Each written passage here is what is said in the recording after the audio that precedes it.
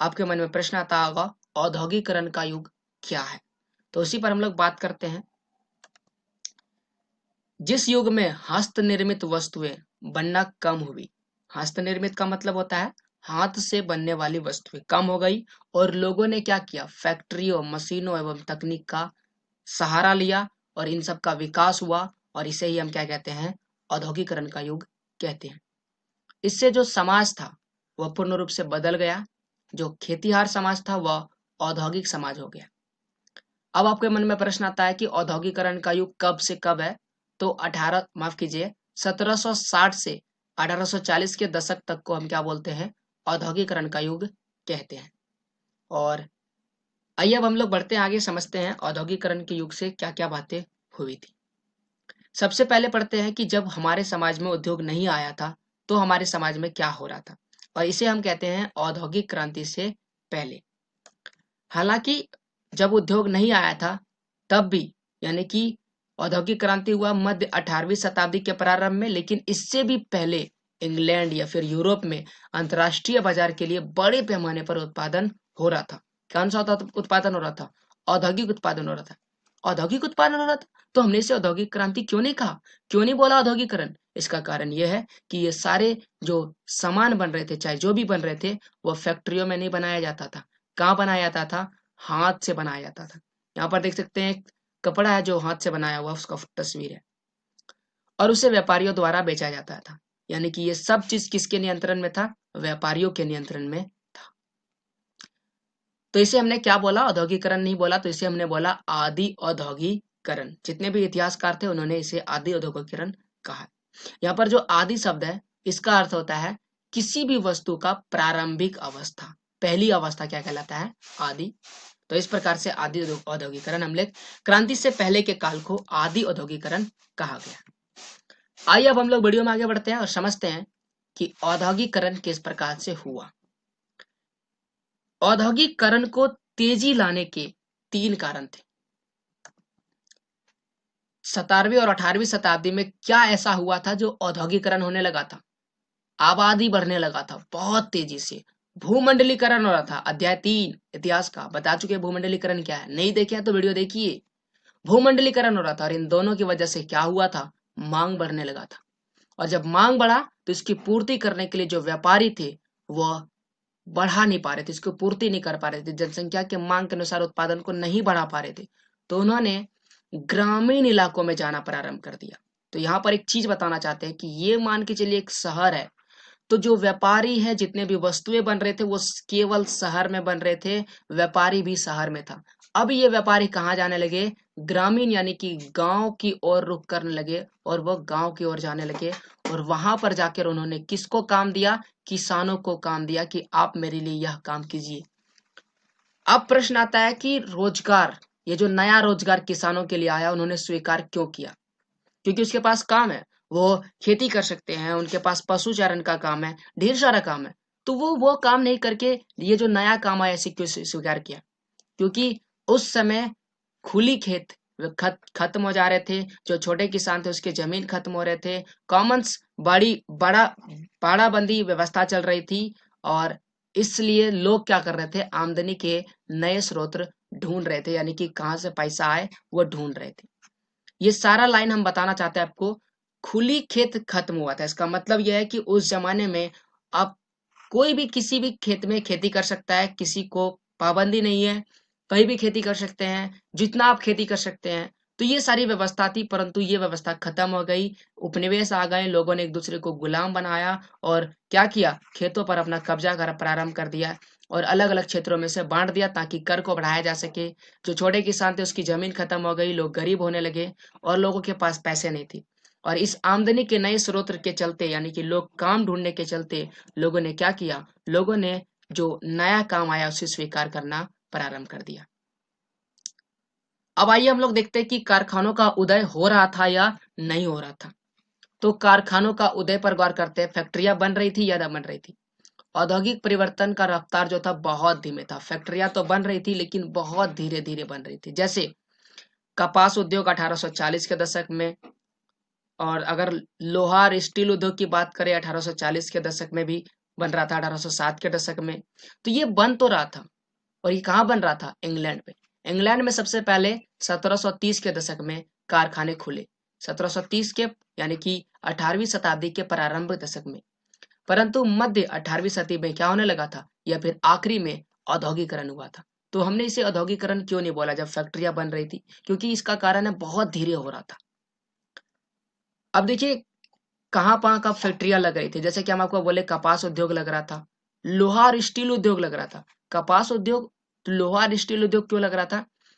क्योंकि जो इंग्लैंड के उपनिवेश थे, इंग्लैंड के उपनिवेश थे ना, वहां पर रेलवे का विस्तार हो रहा था। रेलवे, आपको पता है रेलवे, एक रेल बनाने के लिए पटरियों की जरूरत होती है, पटरियां लोहे की होती है। उसके बाद क्या चीज की जरूरत होती है? उसके बाद प्लेटफॉर्म बनाना होता है, या फिर रेल ही बनाइएगा, रेलगाड़ी, तो वह भी क्या होता है, उसमें भी बहुत ज्यादा लोहा स्टील का प्रयोग किया जाता है। तो इस प्रकार से इस लोहे और स्टील की पूर्ति के लिए लोहा और स्टील उद्योग आया। तो देख सकते हैं कपास उद्योग आया, लोहा स्टील उद्योग आया। तो इस प्रकार से जो बड़े बड़े उद्योग आ रहे थे, लेकिन फिर भी हमने इसे औद्योगिकरण नहीं कहा, और लोगों ने फैक्ट्रियों को शुरू शुरू में नहीं अपनाया। तो आइए देखते हैं इसका क्या कारण था। औद्योगिकरण हमने इसे नहीं कहा, इसका क्या कारण है? क्योंकि ये जो भी परिवर्तन हो रहे थे बहुत ज्यादा धीरे हो रहा था, और जो उद्योग बैठाया गया था वह बड़ी संख्या में नहीं बैठाया गया था, केवल 1 2 5 7 ऐसे ही था, बड़ी संख्या में नहीं था। और इस दोनों के भी तीन कारण है, इस दोनों के भी तीन कारण है। पहला कारण है जो महंगे मशीन, यानी कि उस समय जो मशीन था वो बहुत ज्यादा महंगा था उस समय के मुकाबले में, और उसका जो मरम्मत का खर्च था वह भी बहुत ही ज्यादा महंगा था, उसको मरम्मत करना, ठीक करना, क्योंकि नई तकनीक थी, सबको जानकारी नहीं थी, जो लोग आते थे वो बहुत ज्यादा पैसे लेते थे। तो इस प्रकार से उसका मरम्मत का खर्च भी क्या था, बहुत ज्यादा महंगा था। मशीन का जो कार्य था असंतोषजनक था, यानी कि जितना हम उससे कह सकते हैं चाहते थे उतना नहीं हो पाता था। लोग मशीन फिट किए थे तो सोचते थे कि 1000 उत्पादन हो जाएगा, लेकिन नहीं हो रहा था, वहां पर तो 500 ही हो रहा था। तो ये देख सकते हैं कि असंतोषजनक उत्पादन है। इसीलिए लोग किसी भी बाजार में लोग क्या कर रहे थे, हाथ से बने हुए वस्तु सामान खरीदते थे, और उस पर ही लोग ज्यादा विश्वास रखते थे। तो ये था औद्योगिकरण जो धीरे हो रहा था, इसका कारण क्यों धीरे हो रहा था, और लोगों ने औद्योगिकरण को पसंद किया या नहीं किया। आइए हम लोग थोड़ा आगे बढ़ते हैं, और यहाँ पर समझते हैं कि जब दुनिया में वाष्प की शक्ति आई तो हाथ का श्रम का क्या हुआ, यानी कि हाथ का श्रम वर्सेस वाष्प की शक्ति। 18वीं शताब्दी तक औद्योगिकरण बहुत ही धीरे हुआ था। जितने भी व्यापारी थे मशीनों से ज्यादा लोगों पर विश्वास करते थे, कारण बता चुके हैं। और मजदूर जो थे बहुत ज्यादा गरीब थे। मजदूर के गरीबी के दो कारण थे। पहला कारण है कम वेतन, काम से ज्यादा मजदूर, यानी कि काम जो है अगर 3 लोगों के लिए है तो मजदूर यहाँ 10 है। तो देख सकते हैं कि काम कम है, मजदूर ज्यादा है। और इसीलिए इस 10 आदमी में अगर आपको 3 लेना होगा, तो अगर आपको इसको 3 3 भागों में बांटिएगा तो एक समूह बोल रहा है कि मैं 100 रुपया में आपका काम कर दूंगा, एक समूह बोल रहा है कि मैं 90 रुपया में काम कर दूंगा, तीसरा बोल रहा है मैं 80 में ही कर दूंगा। तो इस प्रकार से जब प्रतिस्पर्धा बढ़ जाती है, लोग कम में काम करने के लिए तैयार हो जाते हैं। इसीलिए ज्यादा मजदूर और काम कम था, इसलिए वेतन उसको कम दिया जाता था। और दूसरा कारण था मौसमी बेरोजगारी, अर्थात काम जो था वो मौसम के अनुसार मिलता था। जब किसी भी वस्तु की मांग बढ़ जाती थी तो उस समय रोजगार बढ़ जाता था, लोगों को काम मिलने लगता था। जैसे कि अभी भी बहुत सारे देशों में या फिर मौसमी बेरोजगारी होता है। जैसे कि भारत की अगर बात करें तो भारत में दीपावली के समय में क्या होता है, लोग घर की साफ सफाई करते हैं, तो उस समय मजदूर की मांग जो है वह बढ़ जाती है। लेकिन बाकी समय में हमेशा तो घर की साफ सफाई नहीं होता है, तो उस समय में क्या होता है, मजदूर का मांग क्या होता है, घट जाता है। तो आप देख सकते हैं ये है मौसमी बेरोजगारी से कहते हैं। इन्हीं दोनों कारणों से, इन दो कारण अभी जो पढ़े, कम वेतन, काम कम, मजदूर ज्यादा, और मौसमी बेरोजगारी, इन दोनों के वजह से जो गरीब मजदूर थे वह तकनीक का विरोध करते थे, वह तकनीक को पसंद नहीं करते थे। इसका कारण ये था कि उनको लगता था कि मांग और कम हो जाएगी।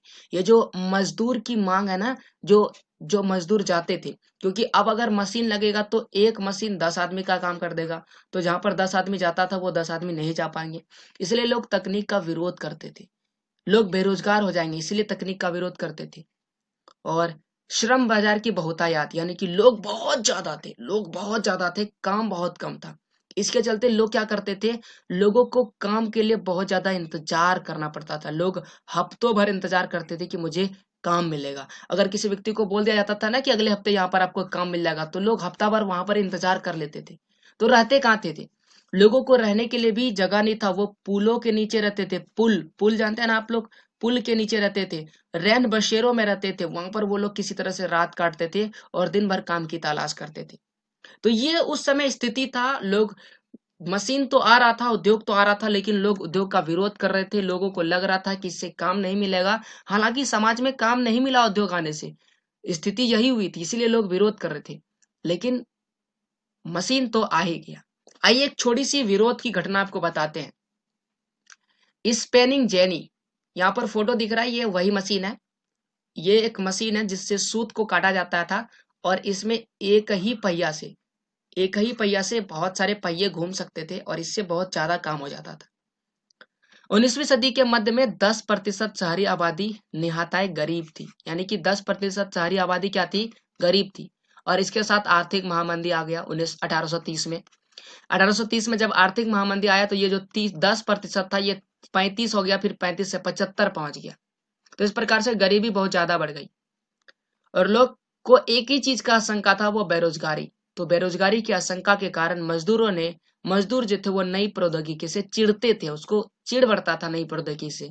नई मशीन जब कहीं आता था, उनको गुस्सा आता था, लोग इस पर हमला करने लगते थे।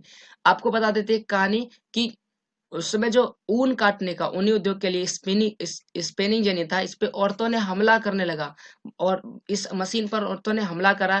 क्यों? क्योंकि उसको लगता था कि ये मशीन बहुत ज्यादा काम कर देगा, और बहुत ज्यादा काम करेगा तो हमारा काम जो है वह खत्म हो जाएगा, और इसीलिए स्पेनिंग जेनी पर औरतों ने हमले करने प्रारंभ कर दिए। तो प्रश्न आपके मन में आता होगा, या फिर कभी कभी परीक्षाओं में पूछ देता है कि महिलाओं ने स्पेनिंग जेनी पर हमला क्यों किया, या फिर महिलाएं जो थे नई तकनीक का विरोध क्यों करती थी। तो इस प्रश्न का यही उत्तर होगा। आप इसे लिख सकते हैं कि पहला कारण था कि कह सकते हैं कि शहर की आबादी गरीब थी, और महामंदी के कारण और भी ज्यादा गरीबी बढ़ गई, जिसके चलते बेरोजगारी की आशंका के चलते लोग क्या किए? मशीनों पर हमले करने प्रारंभ कर दिए। आइए अब हम लोग आगे की कहानी पढ़ते हैं, और यहाँ पर जो महत्वपूर्ण बात है वह है उपनिवेशों में औद्योगिकरण।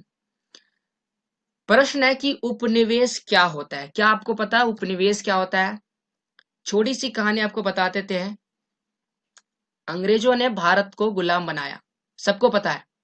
तो ये जो गुलाम बनाने की प्रक्रिया है, अंग्रेज अंग्रेज कहाँ से आए थे? इंग्लैंड से आए। तो इंग्लैंड के लिए हम क्या हो गए? उपनिवेश हो गए। उपनिवेश, याद रखिएगा। और ये कौन है? ये शासक करने वाला है, इन्होंने शासक किया था। तो इस प्रकार से ये उपनिवेश है। हालांकि विश्व के विभिन्न देशों ने, बहुत सारे और देशों ने, जैसे फ्रांस, अमेरिका और भी विभिन्न देशों ने एक दूसरे देश को उपनिवेश बनाया है। अफ्रीका में उपनिवेश बनाया, एशिया में बहुत सारे देशों को उपनिवेश बनाया। तो ये उपनिवेश की प्रक्रिया इतिहास में बहुत तेजी से चल रहा था।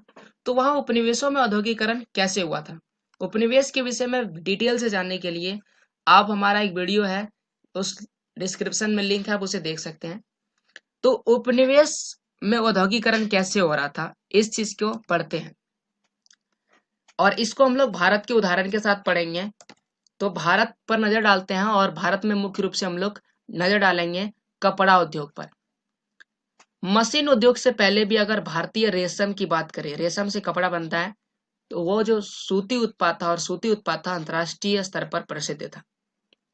इसका निर्यात किया जाता था। निर्यात मतलब दूसरे देशों में भी बेचा जाता था, न केवल भारत में बल्कि दूसरे देशों में बेचा जाता था। सूरत, मछलीपट्टनम जो कोरोमंडल तट पर है, हुगली जो बंगाल में है, इन सभी क्षेत्रों पर बंदरगाह बनाए गए थे, और वहां से निर्यात किया जाता था। बंदरगाह क्या होता है? जिस प्रकार से रेलवे के रुकने के लिए रेलवे स्टेशन बनाया जाता है, और एरोप्लेन को उतरने के लिए रनवे यानी कि एयरपोर्ट बनाया जाता है, उसी प्रकार से एक पानी में चलने वाले जहाज को रुकने के लिए एक स्टेशन बनाने की जरूरत होती है, जहां पर वो रुकेगा, लोग उस पर चढ़ेंगे। उसे ही क्या बोला जाता है? बंदरगाह बोला जाता है। ये सामान्य शब्दों में। तो बंदरगाह बनाए जा रहे थे, और ये सारे काम कौन कर रहे थे? भारतीय कर रहे थे। ये पुरानी बात है। लेकिन यहाँ पर यूरोपीय कंपनियां आने लगी। यूरोपीय कंपनियां आई और वो शक्तिशाली होते गए, और उन्होंने क्या किया? कपड़ा उद्योग को अपने नियंत्रण में ले लिया। बम्बई और कलकत्ता, उन्होंने क्या किया, ये जो बंदरगाह था ना, अभी आपको पता है ना कि भारतीय ने अपना बंदरगाह कहाँ लगाया था, सूरत, मछलीपट्टनम, कोरोमंडल तट, हुगली, इन क्षेत्रों में लगाया था। जो नए उपनिवेश आए, यूरोपीय शक्तियां आई, उन्होंने इस बंदरगाह को छोड़ दिया और वो कहाँ चले गए, बम्बई और कलकत्ता। ठीक है, तो बम्बई और कलकत्ता चले गए और उन्होंने नए बंदरगाह बनाए इस क्षेत्रों में और यहाँ से निर्यात किया, सामानों का निर्यात किया, रेशम के बड़े बड़े सामानों का निर्यात किया।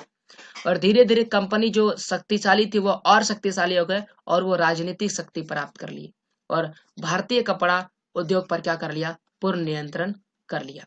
तो इस प्रकार से यहाँ पर औपनिवेशीकरण प्रारंभ हो गया। अब प्रश्न आता है कि उन्होंने ऐसा कैसे किया, क्या कोई भी आएगा और यहाँ पर हमारे कपड़ों का जो निर्यात है, हम जो बहुत सालों से कर रहे हैं, हमारा जो प्रसिद्ध कपड़ा है या फिर रेशम है, उस पर कोई भी नियंत्रण कर लेगा? जी नहीं, इसमें बहुत सारी प्रक्रियाएं हुई थी।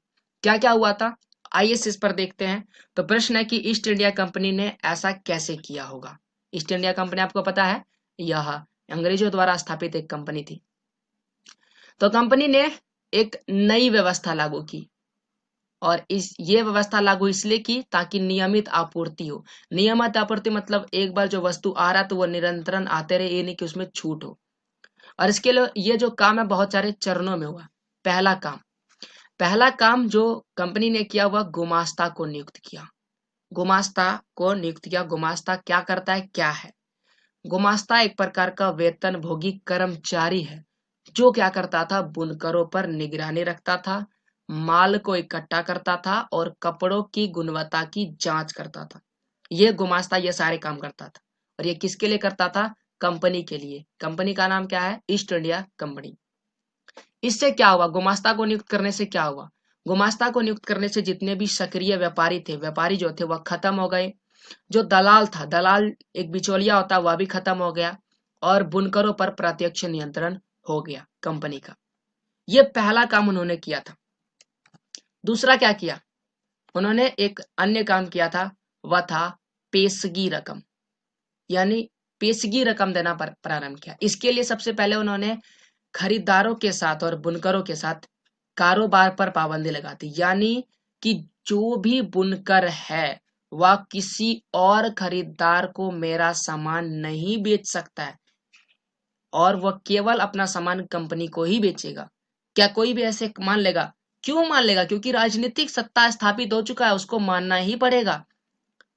और इससे उसके लिए उन्हें पेशगी रकम दी जाती थी। पेशगी रकम क्या होता है, पेशगी रकम एक प्रकार का कर्ज होता है, यानी कि बुनकर जो भी काम करते थे उसके लिए उसे पहले पैसा दे दिया जाता था कर्ज के तौर पर, और उसके बदले में क्या बोला जाता था, बुनकर को अपना बनाया हुआ कपड़ा गुमास्ता को ही देना पड़ता था, वो दूसरे को नहीं बेच सकते थे और ये बहुत ही कम कीमत में लेते थे, जिससे गरीबी बहुत ज्यादा बढ़ रही थी।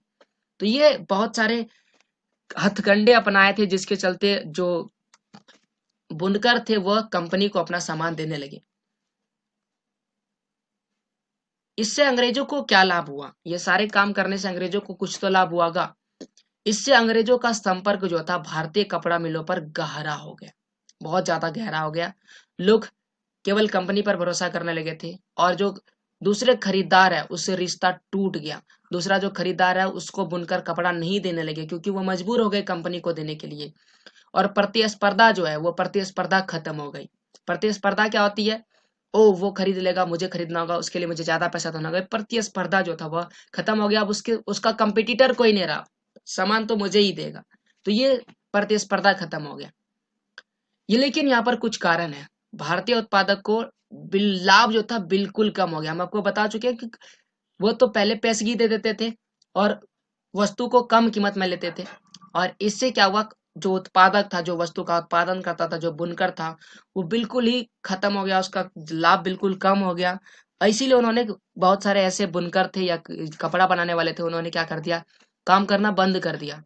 किसान बन गए, वो किसान की खेत में काम करने लगे, बहुत सारे मजदूर बन गए, मजदूर के रूप में दूसरी जगह काम करने लगे।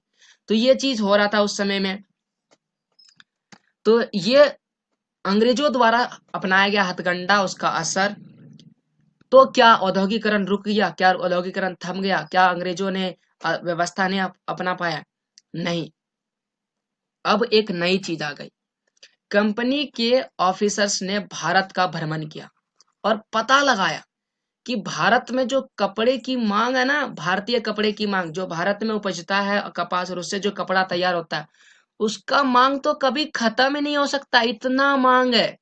क्योंकि दुनिया के किसी और भी देश में कहीं भी जाइए, इतना अच्छा जो कपास या फिर इतना जल्द अच्छा जो सामान है वो बनता ही नहीं है। परंतु 19वीं सदी की शुरुआत में भारतीय कपड़ा का निर्यात जो था वह गिरावट आने लगी, यानी कि भारत का जो कपड़ा निर्यात है वह कम होने लगा।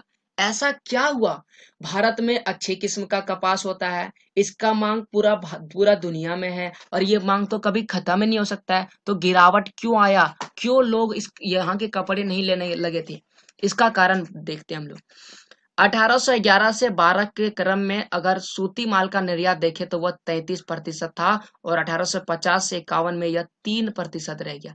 33 से 3, बहुत ज्यादा गिरावट आ गया। कारण देखिए, भारत में मैनचेस्टर का आना पहला कारण है। मैनचेस्टर ब्रिटिश में मौजूद एक शहर का नाम है और यहाँ पर मशीनों से कपड़े तैयार होते थे। अभी तक हम आपको बोले ना, हाथ से कपड़े तैयार हो रहे थे, लेकिन मैनचेस्टर जो इंग्लैंड में मौजूद है, ब्रिटिश में मौजूद है, वहां पर ब्रिटेन में मौजूद है, वहां पर क्या होने लगा, मशीन से कपड़े तैयार हो रहे थे। अब मशीन से कपड़े तैयार होगा तो जो हाथ से 10 बनाता है, मशीन से तो 100 बनने लगेगा बहुत तेजी से। और अब उसको बेचने के लिए बाजार चाहिए, इसीलिए अब उन कपड़ों को भारत निर्यात किया जाने लगा था। यानी कि इंग्लैंड के साथ साथ उसे कहां पर भेजा जाने लगा था, भारत में निर्यात किया जा रहा था, भारत उसे बेचने के लिए लाया जा रहा था। भारतीय कपड़े का विश्व में बहुत ज्यादा मांग था, क्योंकि भारत के कपास, दुनिया में वैसा कपास नहीं मिलता था। लेकिन इस कपास के निर्यात में गिरावट इसलिए आ गया क्योंकि अब दूसरा बेचने वाला आ गया था, और वह कौन था, इंग्लैंड। और इंग्लैंड यही चाहता था कि जो ब्रिटेन था वो चाहता था कि मेरी ही वस्तुएं दुनिया में बिके, मेरा ही कपड़ा दुनिया में निर्यात हो, इसलिए भारत का जो कपड़ा निर्यात वो हो ही नहीं रहा था। अच्छे किस्म के कपास का नहीं मिल पाना, भारत में अब अच्छे किस्म का कपास नहीं मिल रहा था, जिसके चलते भारत में कपड़ा का जो बनावट है, वो जो बुनाई हो रहा था वो अच्छा नहीं हो रहा था। अमेरिका में गृह युद्ध शुरू हुआ था और अमेरिका में कपास की आमद बंद हो गई थी। हम आपको कारण बता रहे हैं कि अच्छा किस्म का कपास क्यों नहीं मिल रहा था भारत को। ब्रिटेन भारत से कच्चा माल मांगने लगा था। देखिए, इंग्लैंड यानी कि ब्रिटेन जो है वह अमेरिका के करीब है। अमेरिका से वो पहले कच्चा माल लाता था और उससे कपड़ा बनाता था और उसका निर्यात करता था विश्व के विभिन्न देशों में, यूरोप में या फिर एशिया के विभिन्न देशों में।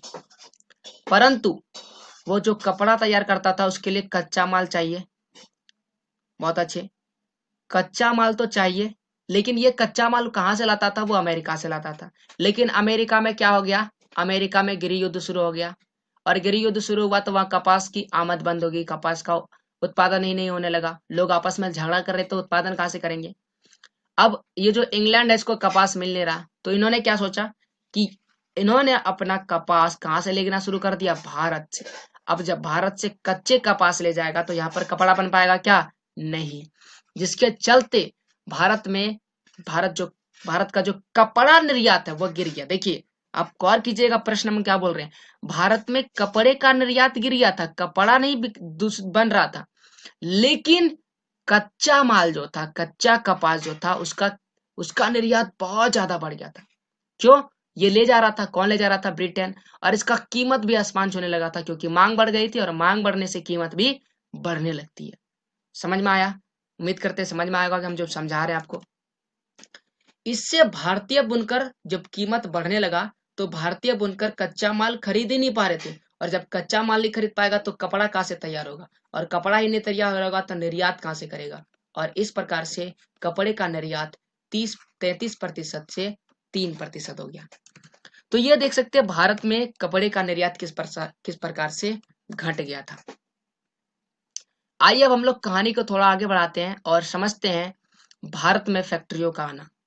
अब भारत में भी फैक्ट्रियां आने लगी थी और यहाँ पर भी नए नए तरीके फैक्ट्री लग रहे थे। जैसे 1854 में मुंबई में पहला कपड़ा मिल लगा, 55 में पहला जूट मिल लगा, 1874 में पहली कताई और बुनाई मिल लगी थी मद्रास में। यह उद्योग कौन लगा रहा था, क्या अंग्रेज लगा रहा था? पूंजी कहाँ से आ रहा था, जो भी इसको उद्योग लगा रहा था, काम करने वाले कौन थे, कौन इस उद्योग में काम कर रहे थे? आइए इन सभी प्रश्नों पर हम लोग गौर करते हैं और इन सभी का उत्तर ढूंढते हैं। सबसे पहला प्रश्न, उद्योग कौन लगा रहा था? इस प्रश्न का उत्तर है, इस उद्योग को, माफ कीजिएगा आ गया गई, यह उद्योग भारतीय लगा रहे थे। क्या भारतीय लगा रहे थे? भारतीय तो उपनिवेश थे? नहीं, उसमें भी कुछ अच्छे थे। जैसे द्वारकानाथ टैगोर, उन्होंने उद्योगों में निवेश करने लगे। 1830 से 1840 1830 से 1840 के दशक में उन्होंने 6 संयुक्त उद्यम कंपनियां लगा ली। जमशेदपुर, अगला जो नाम है वो जमशेदपुर नुसीरवानजी टाटा ने विशाल औद्योगिक साम्राज्य स्थापित किया। बिरला, जो मारवाड़ी समूह के सदस्य थे, उन्होंने कपड़ा उद्योग को व्यापार से उद्योग प्रारंभ किया। तो इस प्रकार से हम लोग देख सकते हैं कि भारतीय ने भी क्या कर रहा था, भारतीय जो थे वो क्या कर रहे थे, उद्योग लगा रहे थे और अब भारतीयों का प्रसार होने लगा था। अब पहला प्रश्न जो आपके मन में आता होगा कि इन भारतीय उद्यमी, ये जो भारत में उद्योग लगाने वाले थे, इनके पास पैसा कहाँ से आया? इनके पास पैसा चीन के साथ किए व्यापार से आया। चीन के साथ जब व्यापार कर रहे थे उस समय जो पैसा था वो उनके पास आया। जब रेशम को भारत से इंग्लैंड पहुंचा रहे थे तो उस क्रम में उन्होंने पैसा कमाया था। तो विभिन्न स्रोत से उन्होंने पैसा कमाया था और उन पैसों को उन्होंने निवेश करना प्रारंभ किया और भारत में विभिन्न क्षेत्रों में उद्योग स्थापित किए। अब ये जो उद्योग थे, इन उद्योगों में मजदूर कहाँ से आया था? देखिए, अब आपको पता है, पहले ही बोल चुके हैं कि मजदूर काम नहीं करना चाहते थे, मजदूर उद्योगों का विरोध करते थे। लेकिन फिर भी आप देख सकते हैं कि 1901 का समय है जब फैक्ट्रियों में 5,84,000 मजदूर है और 1946 का साल है, यहाँ पर यह बढ़ के 5 लाख से 24 लाख हो गया। अब 24,36,000 हो चुका है। तो मजदूरों की संख्या में इतनी ज्यादा तेजी कैसे आ गई? आइए इसका कारण देखते हैं। इसका कारण है कि ज्यादातर जो औद्योगिक इलाके थे, मजदूर जो थे वह आसपास के जिलों से आते। जिला आपको पता है, राज्य, जिला, इस प्रकार से जिलों से आते थे। जैसे अगर मुंबई की बात करें तो रत्नागिरी जिले से आते थे, कानपुर की बात करें तो कानपुर के जिलों से आते थे, आसपास के क्षेत्र से। अब प्रश्न आता है कि यहाँ पर मजदूर आने कैसे लगे? तो उद्योगपति ने नए मजदूरों की भर्ती के लिए जॉबर रखता था। जॉबर, जॉबर कौन होता है? ये जॉबर के विषय में बात करते हैं। जॉबर कोई पुराना और विश्वस्त कर्मचारी होता था। पुराना होता है लेकिन विश्वास योग्य, जिसपे विश्वास किया जा सके, वह कर्मचारी होता था। वह लोगों गांव में जाता था, लोगों को लाता था और काम का भरोसा देता था, रहने में मदद करता था। देखिए पहले बताए थे ना, पहले रहने का जगह नहीं था, लोग पुल के नीचे सो के रहते थे, जगह नहीं था, रैन बसेरों में रात काटते थे। लेकिन ये जो जॉबर था, ये क्या करता था, लोगों को लाता था, बोलता था, हम काम का भरोसा देता था, जहाँ जी हाँ वहां पर काम मिल जाएगा, आइए, और उनको रहने में भी मदद करता था। ये सारे चीज के चलते मजदूर को अच्छा लगने लगा और मजदूर फैक्ट्रियों में काम करने लगे और मजदूरों को फैक्ट्री भी क्या करने लगने लगा, अच्छा लगने लगा। तो ये था भारत में उद्योग किस प्रकार से आया और फैक्ट्रियां कैसे लगाए, कौन लगाए, उनके पास पैसे कहाँ से आए और मजदूर जो थे वह फैक्ट्रियों में काम करने के लिए कैसे तैयार हो गए। अब आता है औद्योगिक विकास का अनूठापन। अभी भी उद्योग का विकास नहीं हुआ है, इसमें बहुत सारी बातें बाकी है। आइए इस अनूठेपन में हम लोग देखते हैं एक महत्वपूर्ण चीज। उद्योग का विकास तो हो रहा था, लेकिन ये विकास जो था बहुत ही दिलचस्प था और अनूठा था, अनोखा कह सकते। तो आइए औद्योगिक विकास के विषय में बात करते हैं। सबसे पहला जो उद्योग में सबसे सहायक चीज है, देखिए 4 बातों पर गौर करेंगे। पहला चीज है निर्यातित उत्पाद। उद्योग का विकास करने के लिए सबसे पहला काम किया निर्यातित उत्पाद। ये क्या होता है? भारत में जितने भी उत्पाद होते थे उसे यूरोपियन मैनेजिंग एजेंसी नियंत्रित करती थी। यूरोप के लोग नियंत्रित करते थे, इसीलिए वे उन्हीं चीजों का उत्पादन करवाते थे जिन्हें ब्रिटेन निर्यात किया जा सके, जिन्हें ब्रिटेन में बेचा जा सके। अब वो ऐसे चीज को नहीं बनाते थे जिसको ब्रिटेन में नहीं बेचा जा सके। समझ में आया? जैसे कि अगर बात करें, भारत का चाय और कॉफी बहुत बेहतर किस्म का होता था और इसकी ब्रिटेन में या फिर यूरोप में बहुत ज्यादा मांग था और इसीलिए वह दूसरे वस्तु के मुकाबले इसे ज्यादा प्रोत्साहन देते थे। अब समझ में आया? ये पहला काम किया। आइए अब हम लोग दूसरे पर बात करते हैं। दूसरा काम क्या था? दूसरा उन्होंने क्या किया? दूसरा, उन्होंने प्रतिस्पर्धा से बचना चाहा। प्रतिस्पर्धा से बचने के लिए क्या किया, उन्होंने 19वीं सदी के अंत में भारतीय व्यवसायी जो थे वह भारतीय व्यवसाय, देखिए अभी हमने आपको क्या बताया कि यूरोप की कंपनियां क्या बनाती थी, वैसे चीज जो ब्रिटेन में जा सके, लेकिन भारत में जो लोग फैक्ट्री बनाए थे यानी कि भारतीय व्यवसायी, वो क्या बनाते थे, वो वही सामान तैयार करते थे जो ब्रिटेन आयात नहीं कर सकता था। समझ में आया, ब्रिटेन आयात ही नहीं कर सकता था, या उसका अंग है ही नहीं, वो उस है ही नहीं, उसका अंग ही नहीं है, उससे रिलेटेड ही नहीं है, और इससे क्या होता था, वो प्रतिस्पर्धा से बच जाते थे। जैसे कि मोटा सूती धागा, वो उस ब्रिटेन में उसका मांग ही नहीं था, महीन चीज का मांग था। भारतीय मिलों में, हथकरघों में इसका प्रयोग होता था, और इसीलिए ये प्रतिस्पर्धा से बच जाते थे। इसका निर्यात वो चीन करते थे, चीन को निर्यात किया जाता था। तो इस प्रकार से ये सारे चीज था, और प्रतिस्पर्धा से भारतीय व्यवसायी बच जाते थे। अगला जो है वह सूत से कपड़ा बनना, ये तीसरा काम है। यहाँ पर देखिएगा किस प्रकार से भारत में उद्योग का विकास हुआ, गौर कीजिएगा। स्वदेशी आंदोलन चल रहा था भारत में, और जो राष्ट्रवादी नेता थे वह विदेशी कपड़ा का बहिष्कार करने बोल रहे थे कि विदेशी कपड़ा नहीं पहनना, बहिष्कार करो। अलग अलग और बदलाव की वजह से मोटे सूते कपड़े पर पाबंदी लग गई। विदेशी कपड़ा नहीं पहनना है, बहिष्कार करो। मोटे सूत पर भी पाबंदी लग गई, और क्या हुआ, अब यहाँ भारत में कपड़े का उत्पादन प्रारंभ हो गया। अब कीजिएगा, कपड़े का उत्पादन प्रारंभ हो गया, यहाँ पर कपड़ा लिख देते हैं। देखिए, पहले केवल सूत का उत्पादन तेजी से हो रहा था, लेकिन अब सूत के साथ साथ कपड़े का भी उत्पादन हो गया। कैसे हुआ, इसके पीछे दो कारण थे।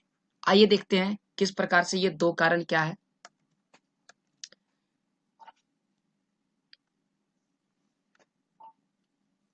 पहला कारण है गांधी जी का असहयोग आंदोलन।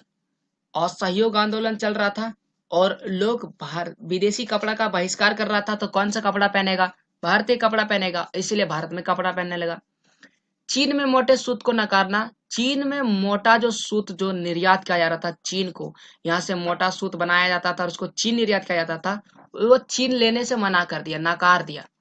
तो अब भारत में ही कपड़ा बनाने लगा। इन दोनों की वजह से भारत में ही कपड़े तैयार होने लगे। 1900 से 1912 तक भारत में सूती कपड़े का उत्पादन दोगुना हो गया, यानी कि बहुत तेजी से बढ़ने लगा। अब ये दोगुना क्यों हुआ था, इस पर भी बात कर लेते हैं। तो वह अगला ही टॉपिक है, वह है लघु उद्योग की बहुतायात। हथकरघे का प्रसार होने लगा था, औद्योगिकरण के वजह से हथकरघे का प्रसार हो रहा था। 20वीं सदी में हथकरघे का प्रसार होने लगा था। समझ में आया, हथकरघा एक ऐसा मशीन होता है जिससे हाथ से सूत काटा जाता है, कपड़े बुना जाता है। 1900 से 1940 तक हाथ से होने वाला उत्पादन 3 गुना हो गया। इसका कारण है नई तकनीक और प्रौद्योगिकी, यानी कि हाथ से बनने वाला काम क्या हो गया, 3 गुना हो गया। और यह जो था एक नए machine, fly shuttle, fly shuttle एक नई मशीन का नाम है। ये हथकरघा ही है। तो फ्लाई शटल वाले कर्गों का इस्तेमाल से जो काम है वह 3 गुना हो गया। इससे उत्पादन में तेजी हुआ, उत्पादन की क्षमता बढ़ी और श्रम की मांग में कमी आई। श्रम मतलब मेहनत। अब देखो, जितना ज्यादा मजदूर लगेगा, कपड़े की कीमत उतनी ज्यादा अधिक होगी, और इसीलिए भारत में असहयोग आंदोलन धीमा पड़ गया था, क्योंकि भारतीय कपड़े महंगे थे और लोग भारतीय कपड़े नहीं खरीद पा रहे थे। मशीन से बने हुए कपड़े सस्ते थे और लोग विदेशी कपड़ा पहन रहे थे, और इसीलिए असहयोग आंदोलन विफल हो गया था। लेकिन जब फ्लाई शटल आया तो श्रम कम लगने लगा, मजदूर कम लगने लगा, और इससे उसकी कीमत में भी गिरावट आई, और कीमत में गिरावट आई तो लोग उसे खरीदने लगे, और इससे जो उत्पादन है वह 3 गुना हो गया। तो यह था 4 कारण जिसके चलते जो औद्योगिक उत्पादन है वह तेजी आया और भारतीय औद्योगिक उत्पादन बढ़ने लगा। आइए अब हम लोग और बातों पर गौर करते हैं और समझते हैं कि औद्योगिकरण कैसे आया। उस समय सूती सामान को 2 नजरिए से देखा जाता था। सूती कपड़ा होता है ना, उसको 2 नजर से देखा जाता। पहला, सामान्य कम गुणवत्ता वाले, और दूसरा अच्छी गुणवत्ता वाले कपड़े। सामान्य और कम गुणवत्ता वाले गरीब प्रयोग करेंगे, मांग अस्थायी। इसे अमीर लोग प्रयोग करेंगे, मांग अस्थायी। अस्थायी और अस्थायी का मतलब क्या हुआ कि पहले कभी कभी मांग बढ़ जाएगा, कभी मांग घट जाएगा, और इसका मांग हमेशा अस्थायी रहेगा। इतना मांग हो रहा है तो ये इतना ही मांग चलता रहेगा हमेशा। गरीब की मांग अस्थायी क्यों थी? क्योंकि गरीब जो है वह खेतों पर आश्रित थे, और खेती किस पर आश्रित होता है? प्रकृति पर, और प्रकृति अस्थायी है, और इसीलिए गरीब की मांग भी अस्थायी थी। जबकि अमीर लोग का आय जो था वह स्थिर था, और इसीलिए उसकी मांग भी क्या थी? स्थिर था। तो ये था सूती वस्त्र के विषय में, जिसमें उस समय इसकी दो धारणा थी। अब जो महत्वपूर्ण प्रश्न है वह है वस्तुओं के लिए बाजार। दुनिया में औद्योगिकरण आया, उत्पादन तेजी से हुआ, लेकिन इस उत्पादन को बेचना बहुत